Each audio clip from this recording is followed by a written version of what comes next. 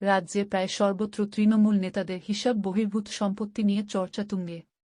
দুর্নীতির অভিযোগে যখন জেলে তৃণমূলের একের পর এক নেতা, মন্ত্রী, তখন নিচুতলার দুর্নীতির অভিযোগ কার্যত স্বীকারই করে নিলেন প্রাক্তন মন্ত্রী জাকির হোসেন। শনিবার মুর্শিদাবাদের রঘুনাথগঞ্জে এক কর্মীসভায় তিনি দলীয় কর্মীদের উদ্দেশ্যে বলেন, একসময় যাদের খাওয়া জুটত না তারা এখন ২-৩ তলা বাড়ি করেছে।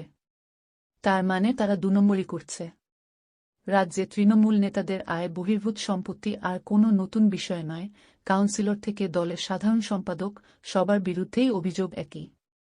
শিক্ষক নিয়োগ দুর্নীতিতে ইডি, সিবিআইয়ের নজরে রয়েছেন তৃণমূলের একাধিক কাউন্সিলর। জেলায় জেলায় তৃণমূল নেতাদের সম্পত্তি বৃদ্ধি নজর কেড়েছে আম আদমির।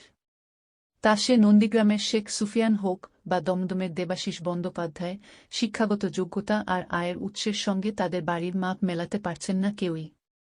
এই নিয়ে নানা রকম অস্বস্তিকর প্রশ্নের মুখে পড়তে হচ্ছে দলীয় নেতৃত্বকেও। লোকসভা ভোটের মুখে সেই অভিযোগেই হাতে হাড়ি ভাঙলেন পরিচ্ছন্ন ভাবমূর্তির তৃণমূল নেতা বলে পরিচিত জাকির হোসেন। শনিবার জঙ্গিপুরের বিধায়ক বলেন, একসময় যারা দুবেলা ঠিক মতো খেতে পেতেন না, তারা এখন ২-৩ তলা বাড়ি বানাচ্ছেন। তার মানে তারা ২ নম্বরই করেছে।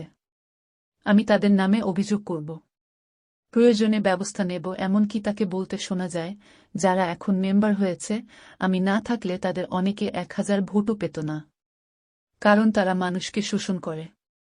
জাকির হোসেনের মন্তব্যকে হাতিয়ার করে তাকেই কটাক্ষ করেছেন বিজেপির সাংগঠনিক জেলার এক নেতা। তিনি বলেন, যে দলের সাধারণ সম্পাদকের সম্পত্তি নিয়ে প্রশ্ন রয়েছে, সেখানে জাকির সাহেব কাউন্সিলরদের দুর্নীতি করা থেকে কিভাবে রুখবেন?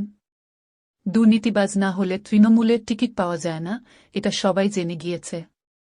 উনি নিজেই কয়েকদিন আগে জঙ্গিপুরের পুরপ্রধানের বিরুদ্ধে ৮ কোটি টাকার দুর্নীতির অভিযোগ এনেছিলেন। এখন আবার তার সঙ্গেই ঘুরছেন। টাকা ফেললে তৃণমূলের সব সেটিং হয়ে যায়। ওনার নিজের বাড়িতে আয়কর হানায় লক্ষ লক্ষ টাকা উদ্ধার হয়েছে। ওনার মুখে এসব কথা মানায় না। ওনার চুপ থাকাই ভালো।